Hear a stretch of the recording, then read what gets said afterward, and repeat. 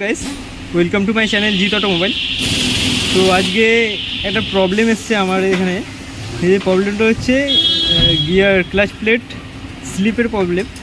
তো যে প্রবলেমটা খুঁজে পেয়েছি সেটা হচ্ছে গিয়ার বক্সের ভেতরে ইনপুট শ্যাফট বলে একটা অয়েল সিল থাকে। সেই অয়েল সিলটা দীর্ঘদিন চলার কারণে খারাপ হয়ে গেছে। সেহেতু এইখান থেকে এই জায়গাটা থেকে অয়েল এসে ক্লাচ প্লেট ভিজে যাচ্ছে গিয়ার অয়েলে। তো ক্লাচ প্লেটটাও দেখে নিন একবার। এইটা হচ্ছে ক্লাচ প্লেট, অয়েলে ভিজে গেছে পুরো, যার জন্য ক্লাচ স্লিপেজের প্রবলেম হচ্ছে। তো এখন এইটা চেঞ্জ করতে গেলে অনেক কিছু অনেক কষ্ট করতে হবে। এই গিয়ার বক্সটাকে পুরো ওপেন করতে হবে, তারপরেই এর ভেতরে আমরা এই অয়েল সিলটা দেখতে পাবো আর চেঞ্জ করতে পারবো। তো যে প্রথমেই আমরা এখানে যে সিলেক্টর যে শ্যাফট আছে বা সিলেক্টর যে ইউনিট আছে সেটার 4টে এখানে 12 নম্বর আছে। 12 নম্বরগুলো দাও একবার,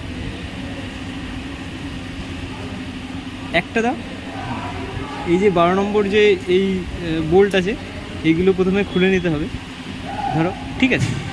তো আর একটা হচ্ছে এখানে সুইচ আছে, ব্যাক গিয়ার সুইচটা দাও একবার। তো এইখানে লাগানো থাকে ব্যাক গিয়ার সুইচ। তো এইটা খুলে নিতে হবে। তো স্টেপ বাই স্টেপ আমি দেখাবো আপনাদেরকে।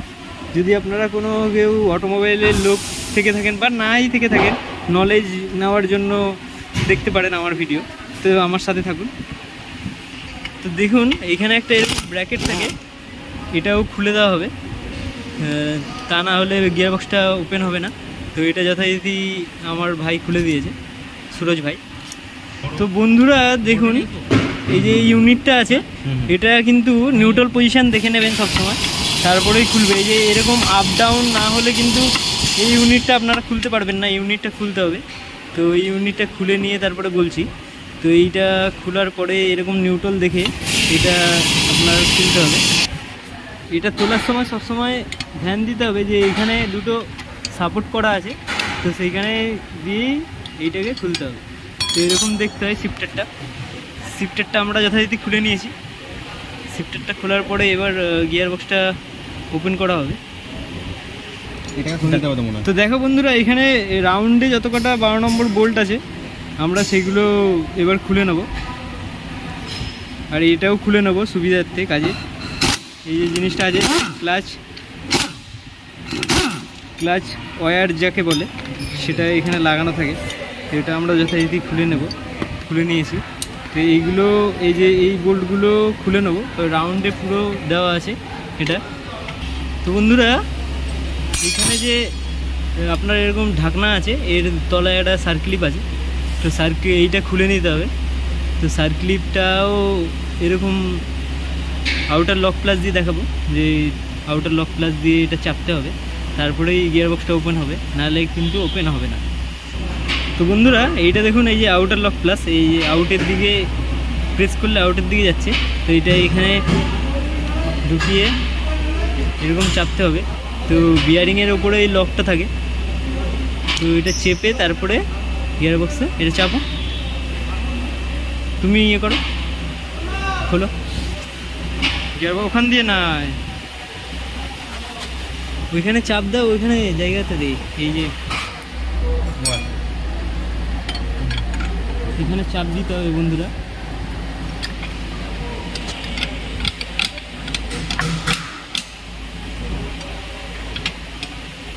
এখানে চাপ দিয়ে খুলতে হবে, আমি খুলে দেখাচ্ছি আপনাদেরকে। তো বন্ধুরা দেখুন, এই যে গিয়ার বক্স আমরা অলরেডি খুলে ফেলেছি। এই যে গিয়ার বক্সের আপনার কাউন্টার শ্যাফট এবং হচ্ছে মেন শ্যাফট, আর এটা হচ্ছে ফ্লাইহুইল বলছি, সরি, এটা হচ্ছে ক্রাউন পিনিয়ন, তো যেটা বলে ডিফারেন্সিয়াল ইউনিট। তো এইটা হচ্ছে আমাদের অয়েল সিল, যেটা আমরা চেঞ্জ করব। এটা এই পেট্রোল গাড়িতে, এই গাড়িটা হচ্ছে আপনার বিগ ওয়াগনার গাড়ি আছে। তো এই গাড়ির ক্ষেত্রে গিয়ার বক্স না খুললে কিন্তু এইটা চেঞ্জ করা যাবে না। তো সেহেতু দেখুন এটা আমরা এখন খুলবো এবং নতুনটা লাগাবো। তো এইখানে কিছু দিয়ে চাপ দিয়ে খুলতে হবে এটাকে। চাপ দিয়ে এই যে এরকমভাবে কিছু দিয়ে চাপ দিয়ে এরকমভাবে আস্তে আস্তে খুলতে হবে। এই যে দেখুন খুলে গেল। তো ইনস্টল করব এখানে আমরা একটা নতুনটা ইনস্টল করে ফিটিং করে তারপরে লাগাতে হবে। এখন বন্ধুরা এটা হচ্ছে আমাদের নতুন যে অয়েল সিলটা আছে নিচেরটা, আর এটা হচ্ছে পুরোনোটা। তো এইটা দিয়ে আমরা যথারীতি প্রেস করব, ওটাকে প্রেস করে তারপরে লাগাবো। হ্যামার দিয়েও মারা যায়, এমনি প্রেস করে অতটা লাগবে না। হ্যাঁ, সেটিং করে দিয়েছে ভাই আমার, তো হ্যামার দিয়েও হালকা করে মেরে দেওয়া যেতে পারে। প্লাস্টিক হ্যামার দিয়ে হালকা করে মেরে জিনিসটাকে সেটিং করে লাগাতে হবে। তো এইভাবেই লাগাতে হবে আস্তে আস্তে। খুব সূক্ষ্ম কাজ এগুলো কিন্তু খুব সাবধানে করতে হবে।